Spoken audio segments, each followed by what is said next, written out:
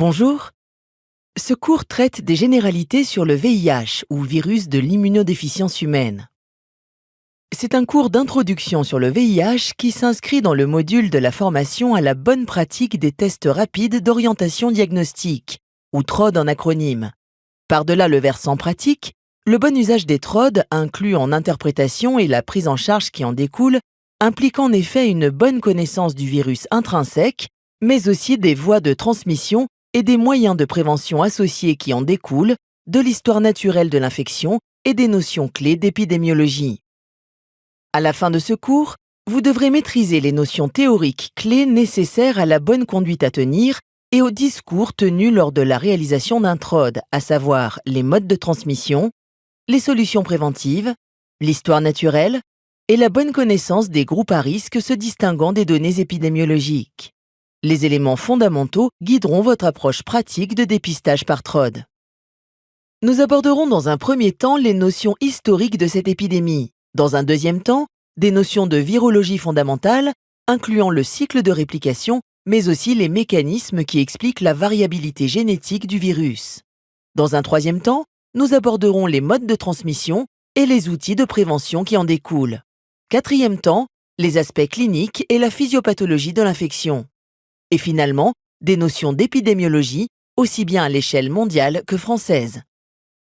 Le virus de l'immunodéficience humaine a émergé en Afrique centrale au début du XXe siècle par franchissement de la barrière d'espèces du singe à l'homme lors de multiples accidents d'exposition à du sang contaminé simien, lors de morsures ou blessures pendant la chasse et du dépeçage des singes. Un papier de Science de 2014 a montré que le virus, alors, s'est propagé en suivant les flux humains et migratoires, notamment les voies ferroviaires. Il est passé à Haïti en 1964 car une main-d'œuvre d'origine haïtienne avait été recrutée pour la République démocratique du Congo. Des poches de sang bon marché, en provenance d'Haïti, sont la cause de la propagation du virus aux États-Unis. Au printemps 1981, à Los Angeles et de l'autre côté à Greenwich Village à New York City, ont été remarquées des épidémies qui normalement étaient rares, chez des homosexuels immunodéprimés, à savoir des pneumocystoses et des sarcomes de Kaposi. On parle à l'époque de Gay-Related Immune Deficiency ou GRID. À la fin de la même année, on signale des cas chez des utilisateurs de drogues injectables, ainsi que chez des hémophiles et plus largement les transfusés de sang. On parle alors de la maladie des 4H pour hémophiles, héroïnomanes, homosexuels, haïtiens. En 1982, un terme moins stigmatisant est avancé.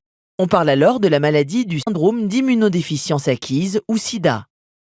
C'est en 1983 que le VIH de type 1 est découvert à partir d'un ganglion de patient mis en culture lymphocytaire.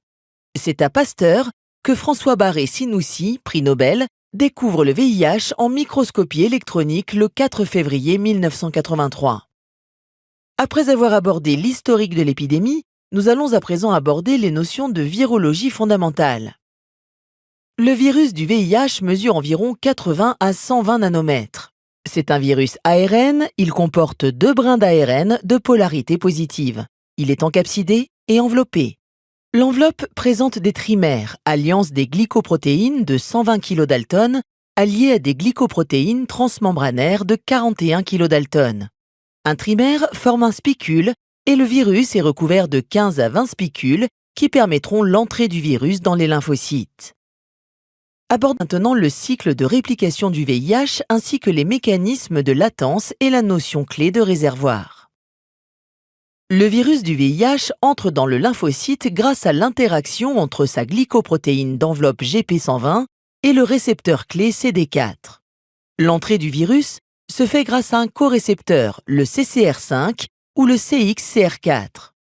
Le virus relaxe ces 2 brins d'ARN dans le cytoplasme. Ils sont rétrotranscrits grâce à une enzyme virale clé qui est la rétrotranscriptase. L'ADN complémentaire qui en découle est intégré dans un contexte de préintégration qui est dirigé au noyau.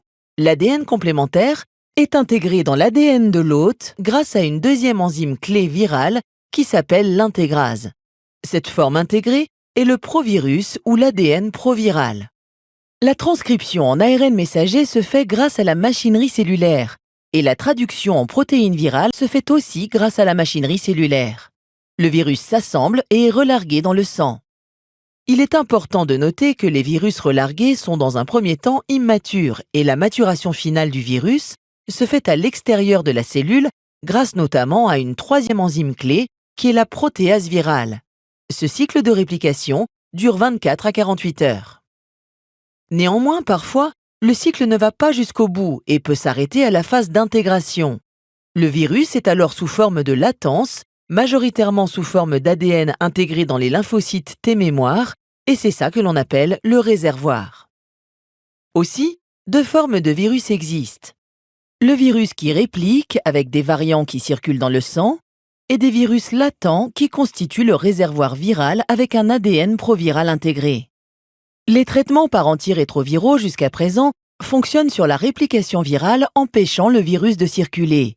Néanmoins, étant donné que le virus latent ne se réplique pas, les antirétroviraux n'ont aucune action sur le réservoir viral. Il faut donc retenir que les antirétroviraux ne peuvent agir que s'il y a réplication et n'ont aucun effet sur les formes intégrées. Lorsque l'on initie un traitement par antirétroviraux, on diminue, voire supprime, la charge virale ou virémie en empêchant la réplication virale. Néanmoins, des formes latentes intégrées persistent et expliquent le fait que l'infection par le VIH est une infection chronique et latente dont on ne peut pas guérir à l'heure actuelle. En effet, les antirétroviraux ne sont que suspensifs et un arrêt des traitements est le plus souvent lié à un rebond de la virémie. Abordons maintenant les mécanismes qui expliquent la variabilité génétique du VIH. Deux mécanismes sont impliqués dans la variabilité génétique. Le premier mécanisme est lié à l'infidélité de la rétrotranscriptase. On estime qu'une mutation survient tous les 10 000 nucléotides, ce qui correspond à un génome du VIH. Et donc, à chaque réplication d'un génome, survient une mutation. Le deuxième mécanisme est lié à la recombinaison de deux souches virales qui infectent la même cellule. En effet, la rétrotranscriptase peut sauter d'un brin d'ARN à un autre brin d'ARN appartenant à un autre variant, résultant dans l'émergence de variants mosaïques ou CRF pour Circulating Recombinant Form. Voici une illustration du premier mécanisme lié à l'infidélité de la rétrotranscriptase, avec l'apparition en bleu, jaune, noir et rouge de mutations impliquées dans l'émergence de nouveaux variants. Cette diapositive illustre le deuxième mécanisme lié à la recombinaison de deux virus qui infectent la même cellule. La cellule est infectée sur cette diapo par un virus rouge d'une part et par un virus jaune d'autre part. Ces deux virus vont se recombiner lors de la rétrotranscription, engendrant un Circulating Recombinant Form avec un génome présentant un bout du génome du virus jaune et un bout du génome du virus rouge. Cette variabilité génétique a un impact global sur la variabilité des souches circulantes. Il existe deux grands types viraux, le type 1 et le type 2. Le type 2 est minoritaire en France, mais on le trouve largement en Afrique de l'Ouest. Le type 1 peut être classifié en 4 groupes MNOP, en sachant que M est le groupe majoritaire. Ce groupe M peut être classifié en 9 sous-types, dont le B est largement majoritaire en France. Ces sous-types peuvent conduire à des recombinaisons. À l'heure actuelle, 70 CRF ont été identifiés, dont le plus fréquent en France est le CRF 02AG. Il est intéressant de noter que la variabilité génétique la plus grande à l'échelle mondiale se situe au verso de l'émergence du VIH, après le passage de barrière d'espèces du singe à l'homme en Afrique centrale. Abordons maintenant des notions de transmission du VIH ainsi que les outils de prévention développés en fonction. De grandes quantités de virus peuvent se trouver dans différents types de liquides biologiques, dont le sang, le sperme et les sécrétions vaginales. En découlent 3 grands modes de transmission du VIH, à savoir la transmission par le sang et ses dérivés, la transmission sexuelle et la transmission mère-enfant. La contamination par transfusion sanguine et transplantation est à l'heure actuelle quasi nulle. En effet, les sérologies et les tests moléculaires pour la qualification virologique des dons de sang et d'organes sont à l'heure actuelle obligatoires. La contamination par partage de matériel d'injection contaminé par du sang est en baisse à la suite de mise en place de mesures de prévention dans la population des usagers de drogues intraveineuses par la mise à disposition de matériel à usage unique. Il faut en revanche faire attention aux accidents professionnels d'exposition au sang, dont le risque est fonction de la charge virale plasmatique du patient source, de la sévérité de l'exposition au sang et du port de gants ou non. Le gant est indispensable, dans la mesure où il permet d'éponger le surplus de sang et donc minimiser la sévérité de l'exposition au sang. Si le risque est considéré comme non négligeable, il est possible d'instaurer un TPE ou traitement post-exposition dans les 48 heures, d'autant plus efficace qu'il est administré tôt. Ce tableau montre le risque pour 10 000 expositions à une source infectée par le VIH. Le risque de transmission lors d'une transfusion sanguine est de 9 000 sur 10 000 expositions. Pour le partage de seringues lors d'injections IV de drogue, il est de 63 sur 10 000 expositions. Ce chiffre diminue à 23 pour une piqûre de seringue percutanée. Concernant la transmission sexuelle, il faut retenir que tout rapport sexuel avec une personne infectée par le VIH est à risque potentiel de transmission du VIH, à savoir les rapports hétérosexuels, homosexuels et orogénitaux. Un seul contact peut suffire à transmettre la maladie, mais le risque est variable.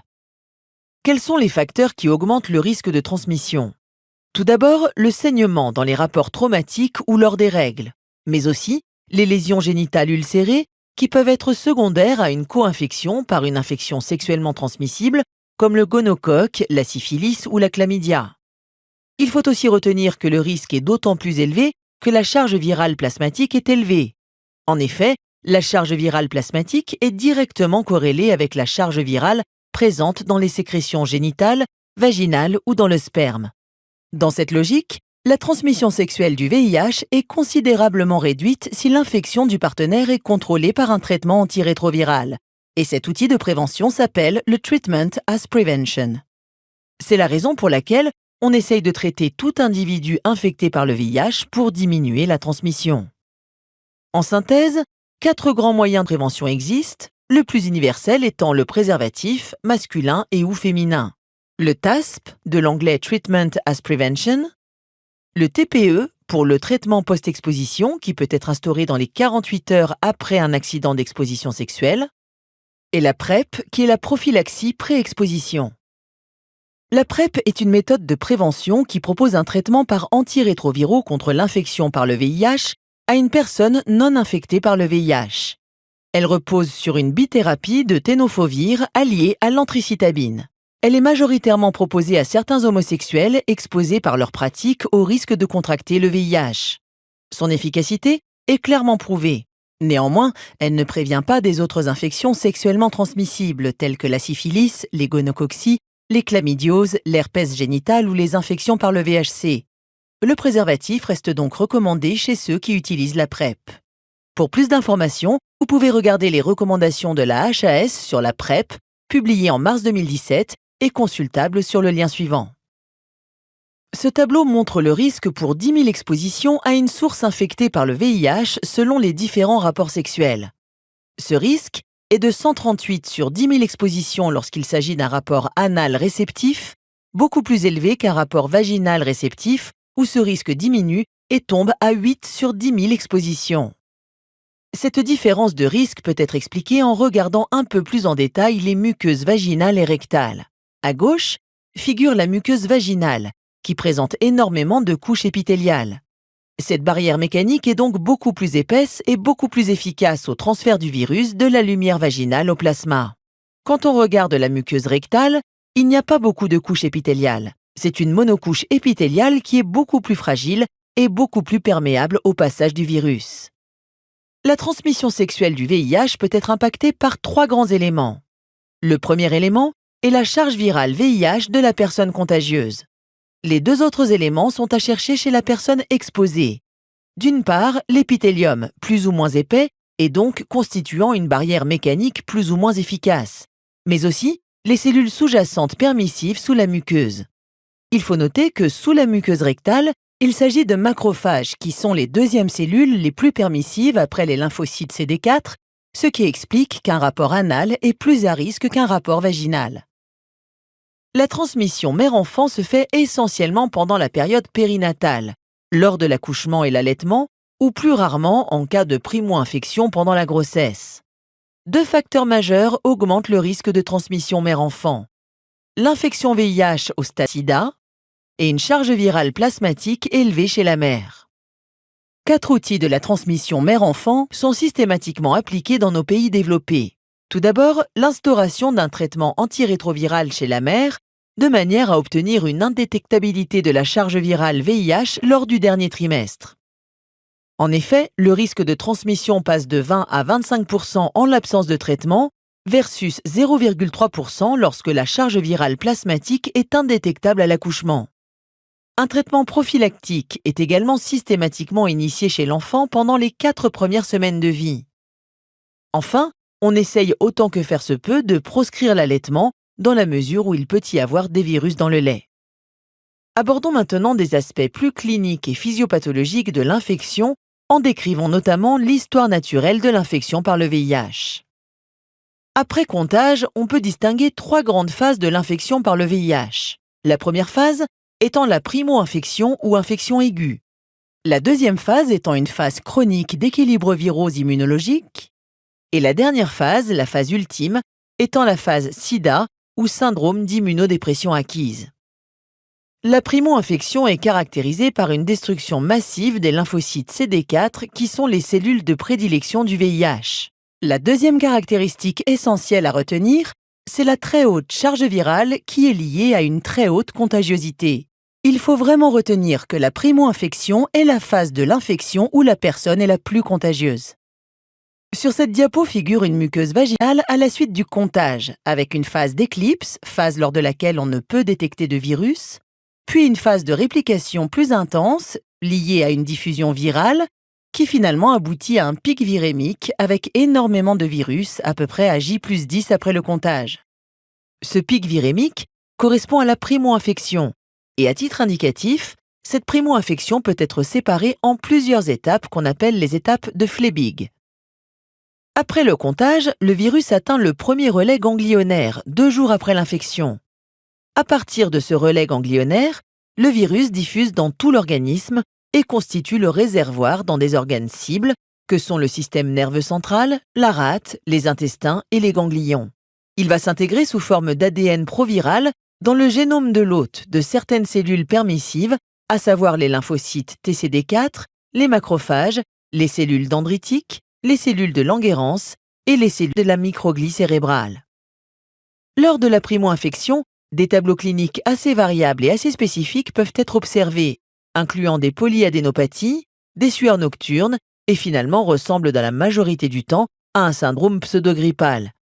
C'est pourquoi tout tableau fébrile inexpliqué doit conduire à la proposition puis à la réalisation d'un dépistage du VIH. Ce qu'il faut retenir concernant cette primo-infection, c'est qu'elle est caractérisée par 2 éléments.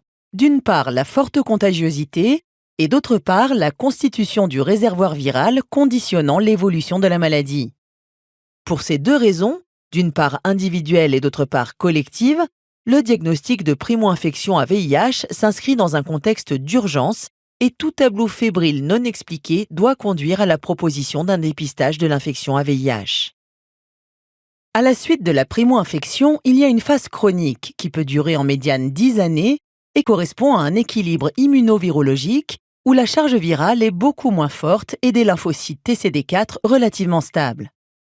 Néanmoins, ces lymphocytes TCD4 chutent quand même de manière progressive, pouvant atteindre un seuil critique qui correspond à une immunodépression franche, laissant la place à la manifestation de maladies opportunistes qui caractériseront le stade SIDA. Les différents types d'infections opportunistes, en fonction du taux de CD4, sont indiqués sur ce graphe. Enfin, nous allons aborder dans la dernière section de ce cours des notions essentielles d'épidémiologie. On estime à peu près à 38 millions le nombre de personnes vivant avec le VIH en 2019. En cumulatif, depuis le début de l'épidémie, environ 75 millions de personnes ont été infectées par le VIH et la moitié sont décédées. Environ 26 millions de personnes ont accès à des thérapies antirétrovirales, ce qui est largement insuffisant. L'incidence, c'est-à-dire le nombre de nouveaux cas, s'élève à 1,4 million en 2019 et la mortalité, c'est-à-dire le nombre de personnes décédées, s'élève à 700 000 personnes en 2019. On peut remarquer une concentration des cas dans le sud de l'Afrique, avec 20 millions de personnes infectées. L'ONU-SIDA a fixé des objectifs à atteindre d'ici 2020 et 2030 qui sont ces fameux 90-90-90 et 95-95-95 pour 2030. Cela veut dire qu'il faut que 90% des personnes séropositives connaissent leur statut sérologique en 2020, puis 95% en 2030, et que parmi ces personnes, 90% puis 95% reçoivent des traitements antirétroviraux, et que parmi ces personnes traitées, 90% puis 95% des personnes qui sont sous traitement soient contrôlées, c'est-à-dire présentent une charge virale indétectable. Où en sommes-nous vraiment en 2019 ? Eh bien, nous sommes loin du compte, puisqu'uniquement 81% des personnes vivant avec le VIH connaissent leur statut, 67% sont sous antirétroviraux et 59% ont une charge virale indétectable. Aussi, pour atteindre notre premier 90%, il reste à dépister 3,3 millions de personnes.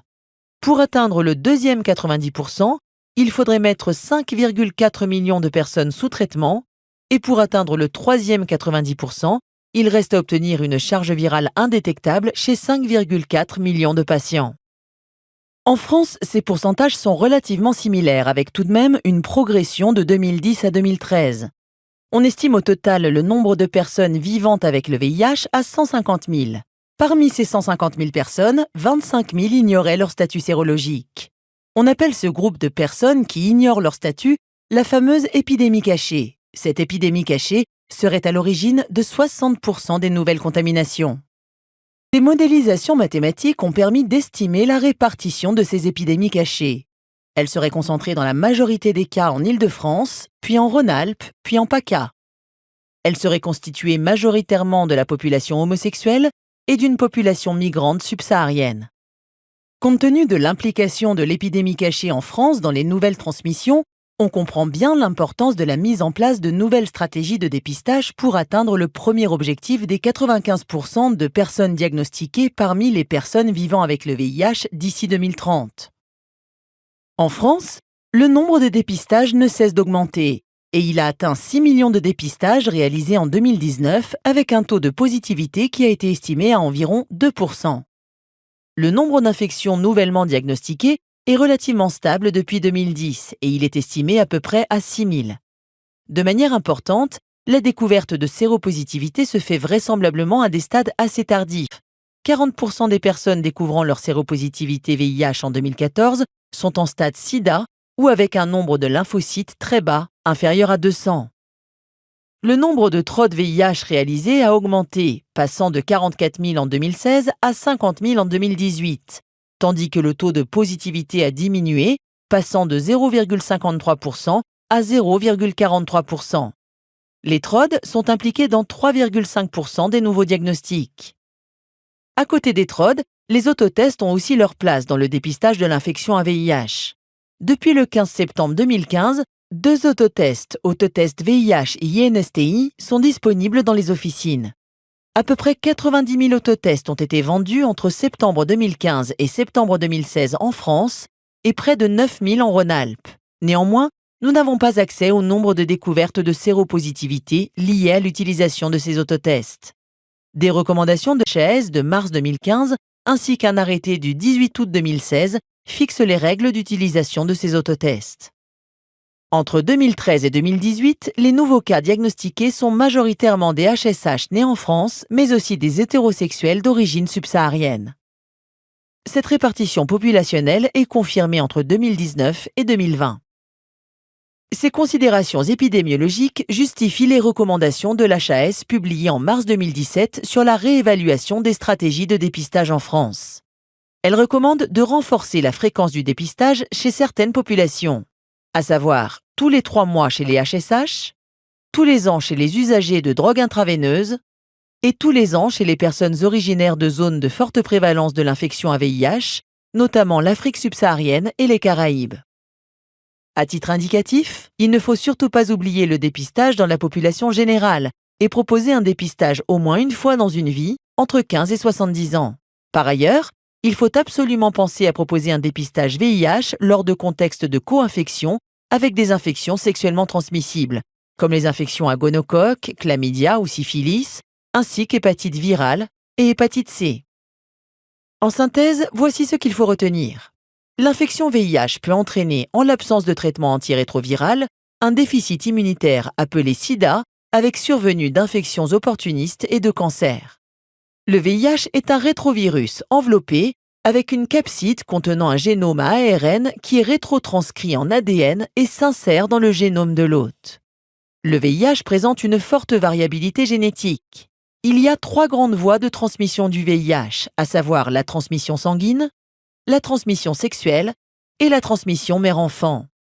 Sans éradication possible, le traitement de l'infection repose sur une combinaison d'antirétroviraux, instaurés précocement quel que soit le stade, le taux de CD4 et le niveau de la charge virale, en raison des bénéfices sur la morbimortalité et sur le risque de transmission du VIH.